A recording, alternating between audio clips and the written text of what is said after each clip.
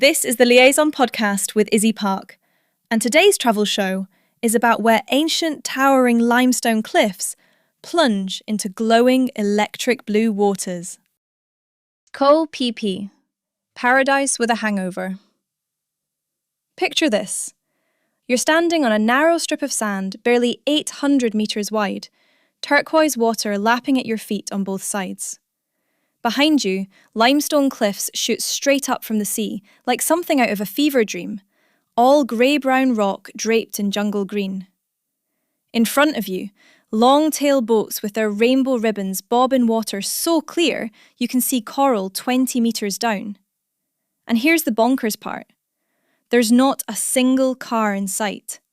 No roads, no traffic lights, just sand paths, beaches, and the constant hum of boat engines threading through paradise. This is Koh Phi Phi, where every Instagram fantasy you've ever had about Southeast Asia collides with the most legendary backpacker party scene on Earth. Now, I know what you're thinking. Another Thai island ruined by tourism, right? Maya Bay got closed because we loved it to pieces. The beach made this place famous like 20-something years ago. And yeah, during peak season, the main bay looks like a parking lot for long-tail boats. But here's the thing about Phi Phi that nobody tells you until you're actually standing there with sand between your toes and a bucket of Thai whiskey in your hand. It's still absolutely, undeniably worth it. The beauty is that real. The water genuinely shifts through every shade of blue and green you didn't know existed. And that social energy, that thing that happens when hundreds of travellers from every continent end up stranded together on a car-free island where everyone's guard is down, that's not hype. That's magic you can actually feel. Let me paint you the proper picture of why you need to go. First, those limestone karsts, they're part of the same geological drama that makes Krabi famous. But here, they rise straight out of deep water with no warning, creating shadows that make the turquoise even more intense. The whole place sits inside a national park in the Andaman Sea, roughly equidistant between Phuket and Krabi. But once you arrive, it feels like you've stepped off the map entirely. The main village got built on this hourglass-shaped isthmus connecting two mountainous bits, which means you can literally walk from Sunrise Bay to Sunset Bay in 5 minutes. Try doing that anywhere else. The geographic quirk creates this intensely concentrated social scene where everyone orbits the same compact area, sharing the same sunsets, the same hangovers, the same boat schedules. It's like summer camp for adults who want to cliff jump into paradise. And speaking of cliff jumping, this is where Phi Phi delivers experiences you genuinely can't get elsewhere. We're talking 10-metre jumps into the Andaman Sea while surrounded by vertical cliffs. That moment of commitment before gravity takes over and you're plunging through bathwater warm blue. The snorkeling trips circle the archipelago, stopping at spots where visibility exceeds 20 metres, and you're swimming through schools of tropical fish that look like they've been painted in colours that shouldn't exist in nature. Some dive sites let you night dive, where bioluminescent plankton lights up the water around your hands like you're touching stars underwater. The combination of world-class diving, proper parties, and dramatic natural beauty, all compressed onto this car-free island, creates something fairly unique in the backpacker universe. But let's talk about what really makes Phi Phi special for young travellers. This is where you meet your travel family. The island's social dynamics mean you'll share sunset beers on Long Beach with people you met that morning while snorkeling. Everyone here is travelling. Everyone is open. And the natural beauty provides constant backdrop to friendships that form fast and burn bright. There's this particular freedom that comes from being on an island where normal rules feel suspended. Nobody knows who you were back home. Nobody cares. You're just whoever you are right now, in this moment, with these people. It's Instagram perfect, sure, but it's also genuinely special. A rare combination where the reality lives up to the feed. Now, The cultural context here gets interesting, because the authentic local culture is largely invisible beneath the tourist infrastructure. For centuries, these islands were home to the Chow Lei, sea gypsies who lived nomadically between land and sea, diving for pearls and reading tides like we read text messages. The massive transformation happened as Thailand's tourism boom reached these shores. Then, the beach changed everything. Suddenly, Phi Phi became a pilgrimage site. The tsunami in 2004 swept over everything, but the village rebuilt rapidly. Perhaps too rapidly. The original Chow Lei communities maintain a small presence, though their traditional lifestyle got largely displaced. Building a new product? Temez Labs takes you from napkin sketch to the App Store. Trusted by Fortune 500s for quality, security, and speed. Book your free strategy session at temez.ai. The modern vibe is this fascinating paradox, simultaneously a pristine natural wonder and a hedonistic party hub.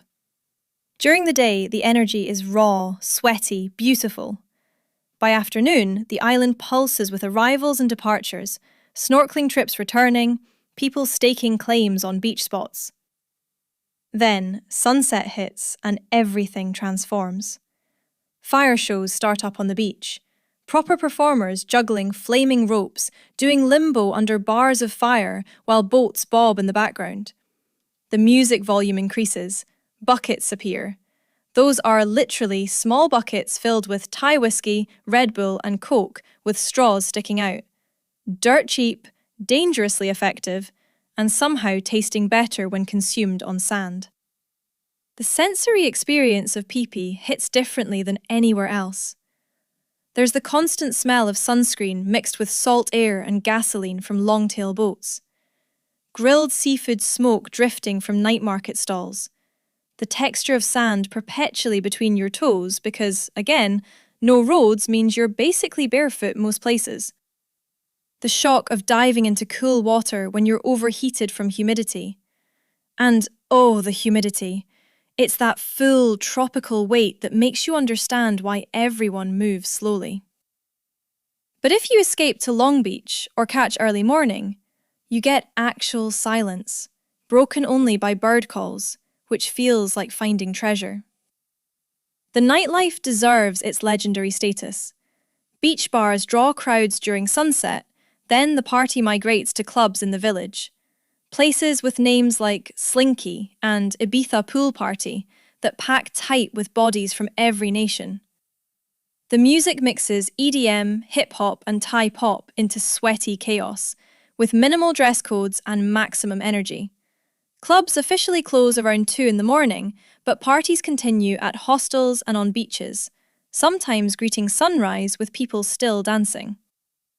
The social atmosphere makes solo travel absurdly easy. You're never alone unless you actively choose to be.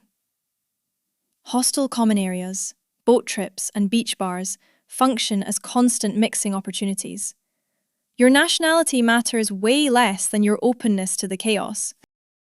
For experiences beyond the party, the diving and snorkeling around these islands remains genuinely spectacular.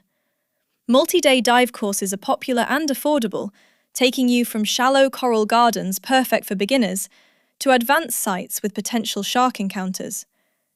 Long-tail boat tours hit multiple snorkeling spots, deserted beaches, and Bamboo Island, a perfect white sand ring that looks like a cartoon of paradise.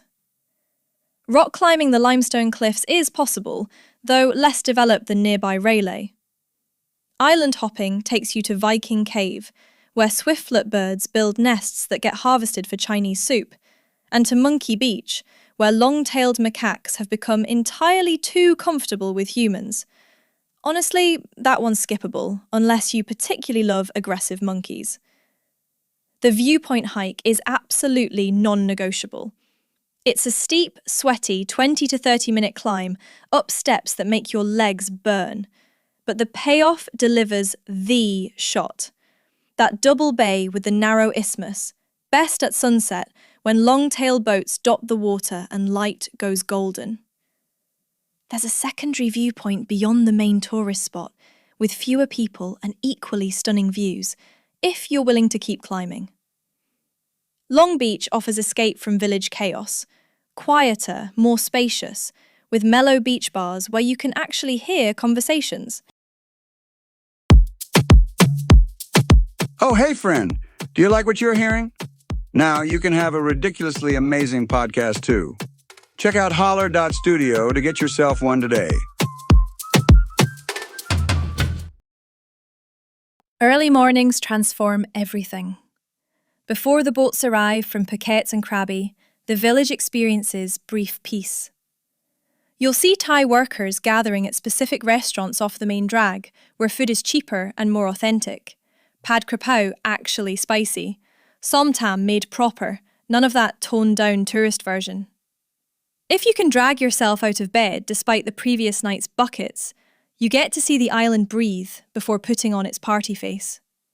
Here's what locals know that tourists often miss. The best snorkeling happens early, before the tour boats arrive and stir up sediment. The western beaches get afternoon sun and better sunsets, while the eastern side catches sunrise. The night market along the beach has better prices and quality than restaurants in the village centre. And the bioluminescence viewing works best on moonless nights, swimming after dark in waters that spark and glow around you like you're disturbing liquid stars. Maya Bay, despite the restrictions and management, still delivers visually.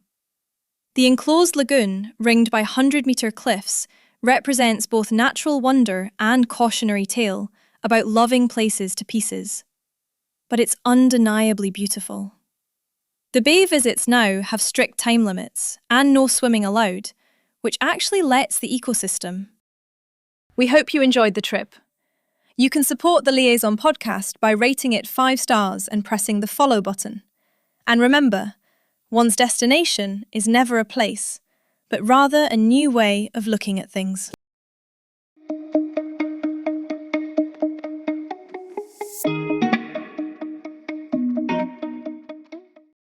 Grep News. Thomas.